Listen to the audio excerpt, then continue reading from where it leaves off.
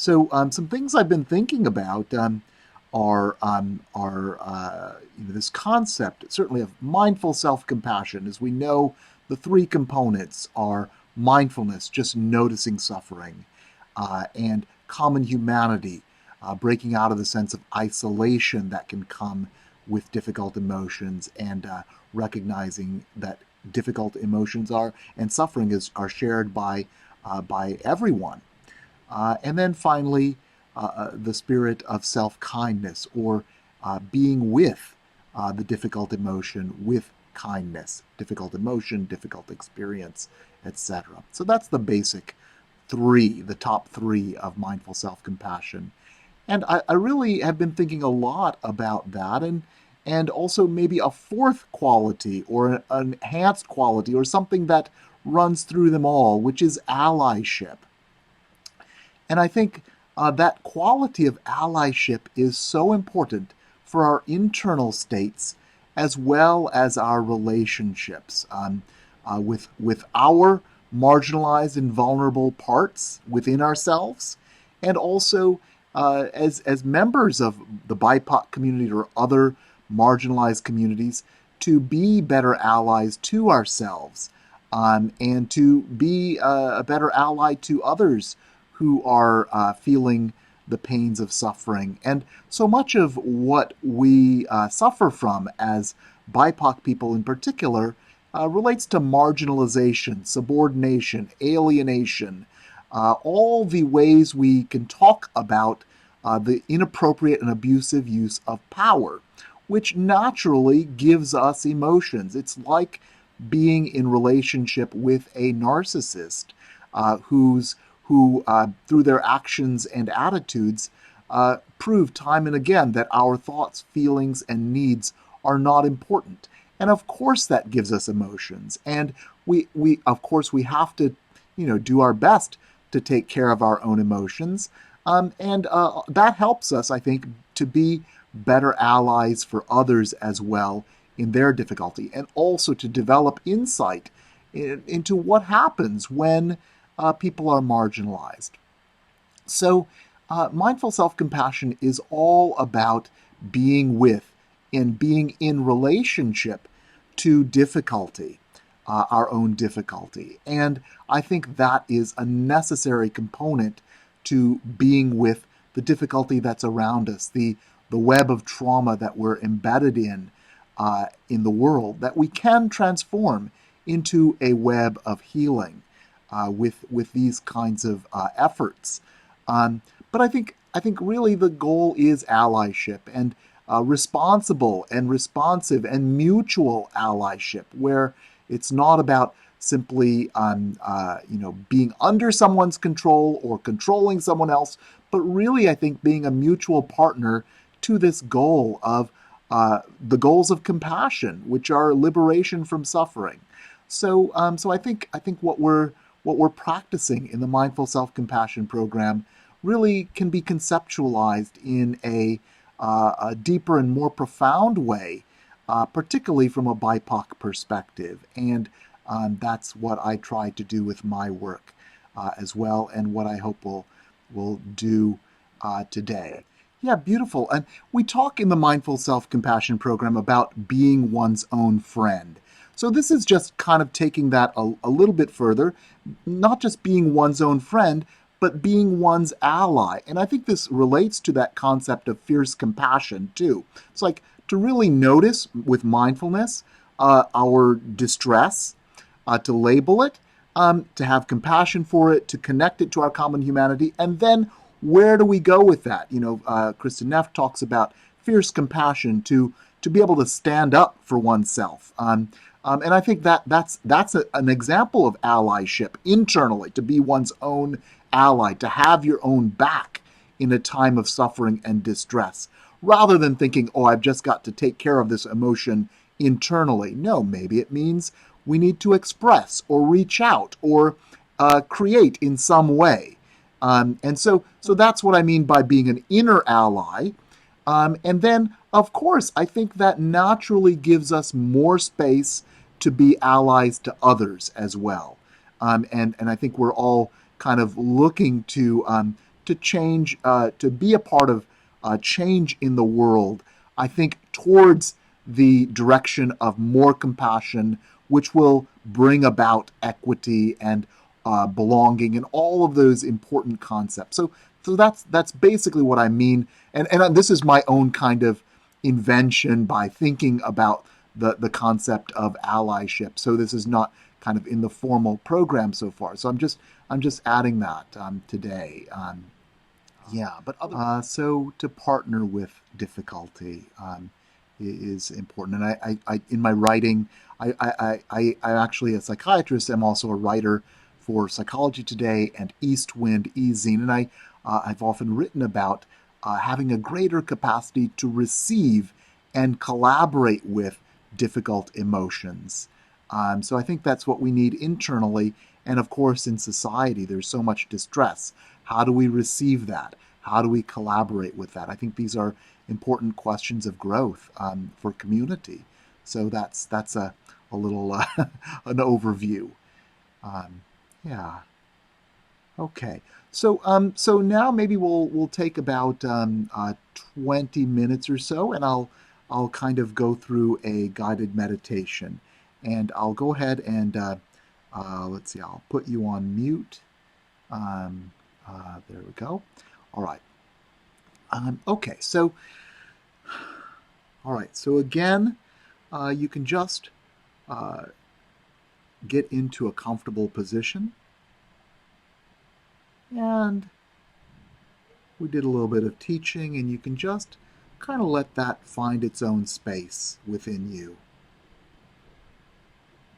And you came to this meditation and this time with uh, in your own life, and just to be present with that as you settle in for this guided meditation. And again, just take a few deep cleansing breaths.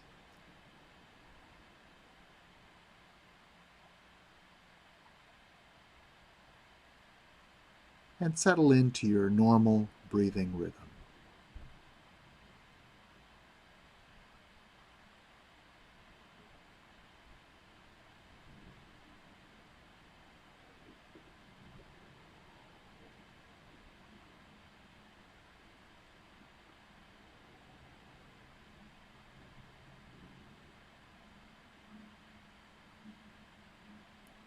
You just feel the support of your chair or cushion below you, all connected to the earth.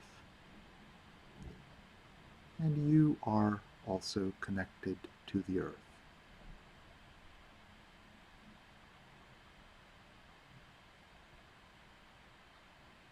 And we talked about allyship. And I just want us to have a little space of recognition that no matter what situation we're in, we are connected to the earth. So the earth is our partner, our mutual partner in life. No matter the distress we find ourselves in, we can find a moment of rest and groundedness in our connection to the earth.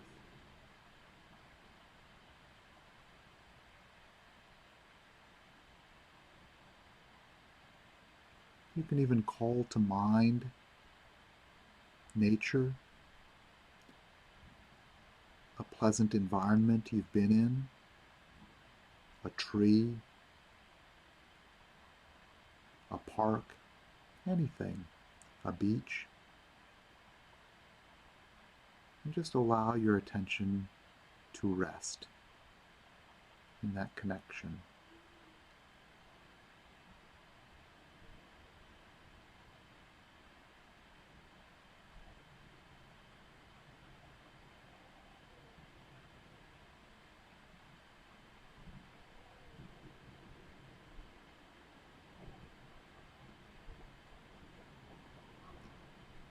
And that deep relationship, recognizing we are of the earth.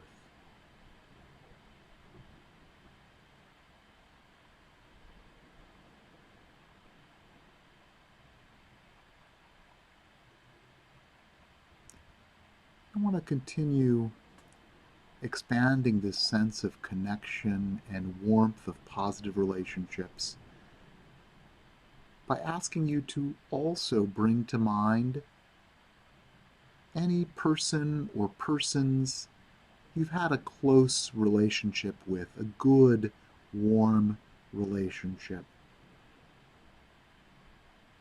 It could have been a short relationship. It could have just been someone who smiled warmly at you today.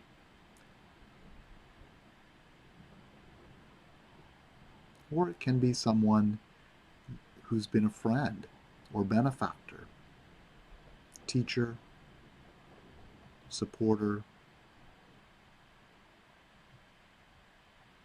anyone you've collaborated with and it's gone well. Those little experiences or long-term experiences are islands of belonging.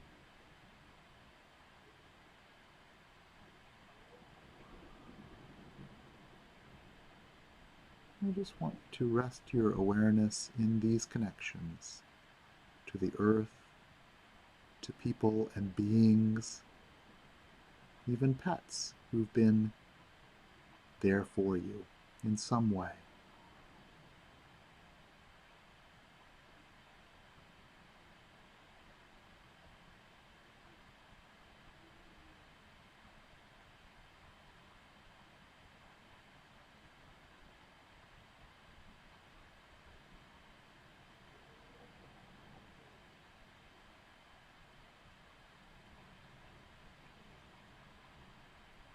Just allow yourself to breathe and be filled with the warmth of those relationships.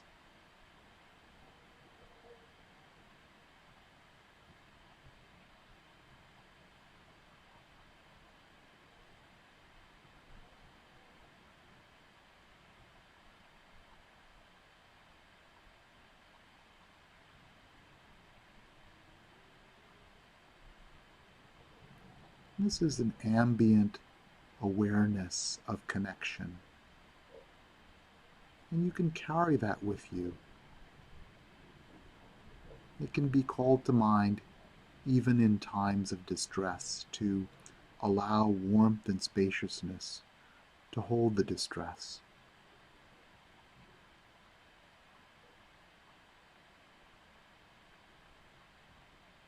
And that's what we'll do next, is just walk through the touch points of mindful self-compassion. And first I just want you to, again, just feel your body, be present with yourself.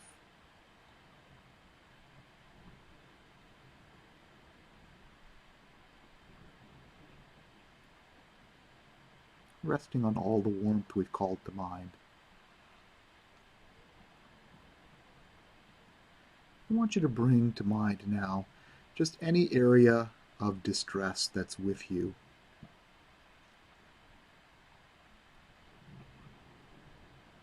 Usually we say don't bring something that's too big to mind. But sometimes we can't help that. But do your best to kind of keep what you call to mind in the moderate range. So some distress or disappointment or ache. And I just want you to notice it. Do you feel that in your body someplace when you call that experience to mind?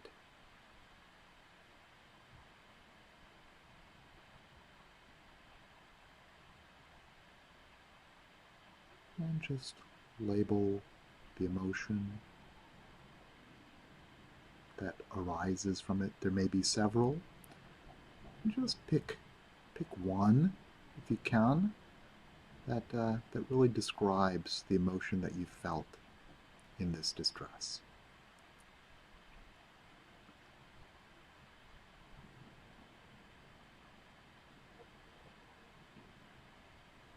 And noticing and labeling is mindfulness. The awareness of experience with acceptance. Ouch, this hurts. I don't like this. This is a moment of suffering.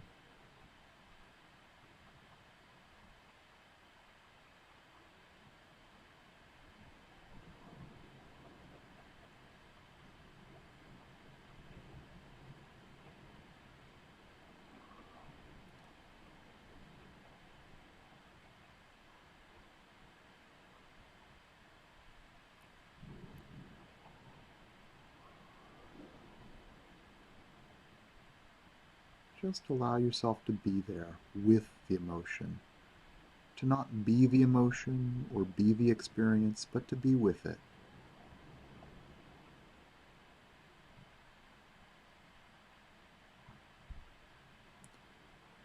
Trying to let go of the narrative or story, judgment or criticism that comes from that emotion,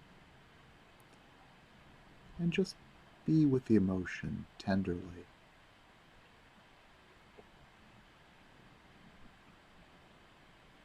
And you can even name, perhaps, the need that wasn't met in that moment.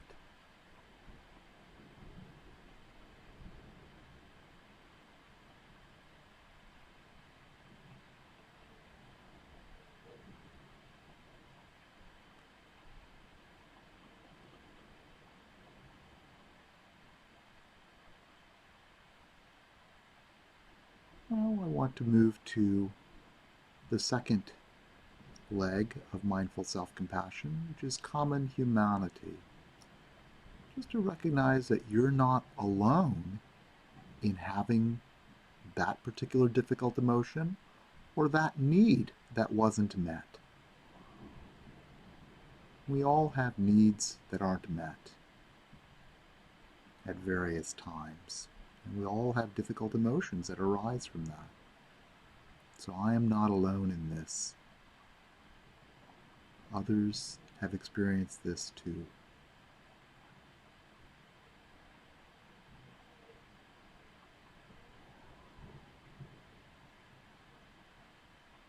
We even value the way that our needs and emotions connect us to all beings, to all humans. It might be somewhat particular, of course, to our own particular groups. So we share so many similar experiences with those in our group. But the emotions and needs themselves are pretty universal.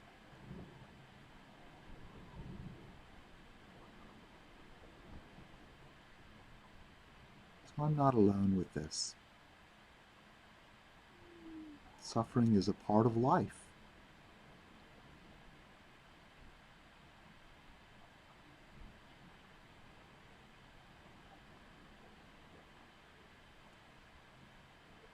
And next to the third leg, which is self-kindness.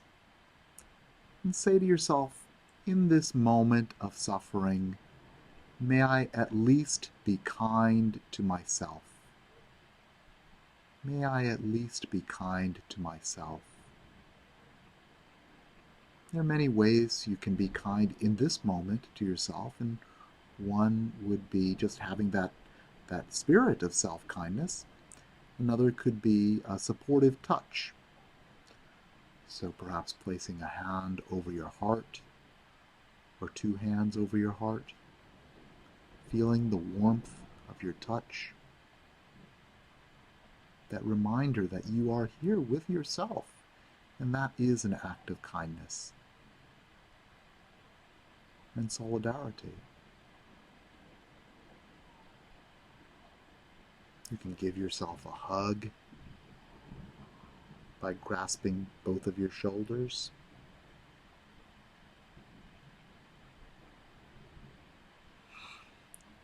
You can put one hand in another and just clasp your hands together.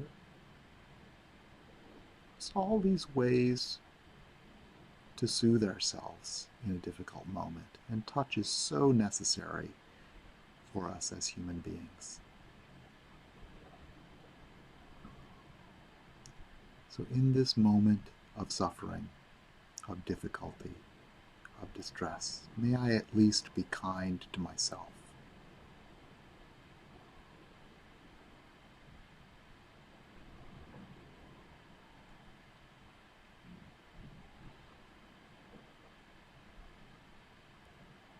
I want to give us a moment also to just think about, what does it mean to be your own best friend? Around this distress that we've called to mind, and in life in general, what does it mean to be your own best friend?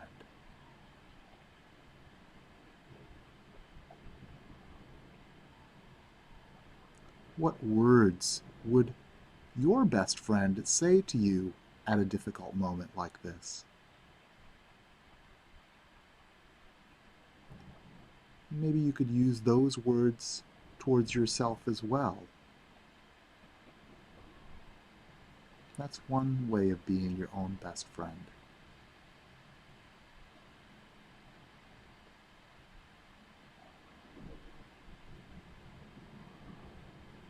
And what does it mean to be your own ally? To have your back?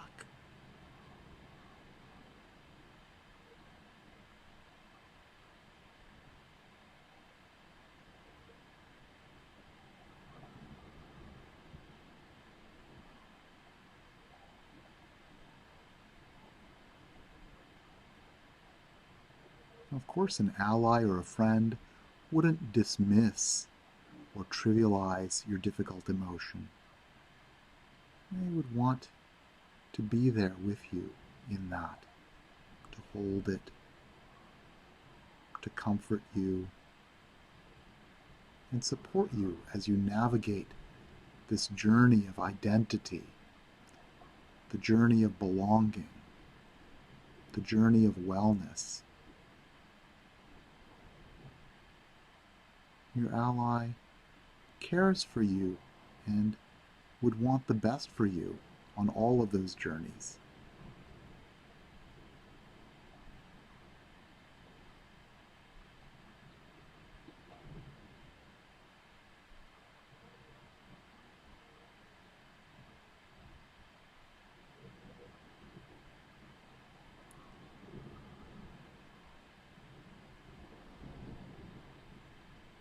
So again, I want you to go back to resting in all of those connections, your connection to the earth, to friends, to benefactors, to collaborators, to allies, and to yourself.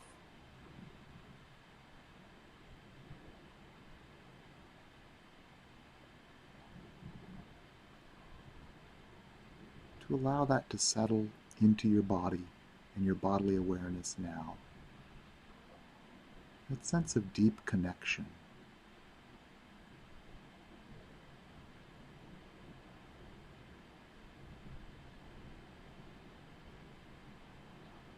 As you feel yourself again in your chair or on your cushion, just breathing and resting in that deep connection.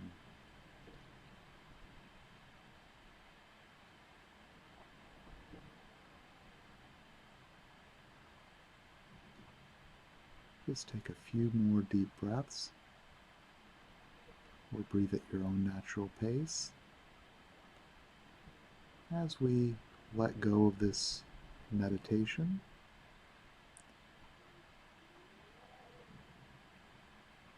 and return your awareness to the room.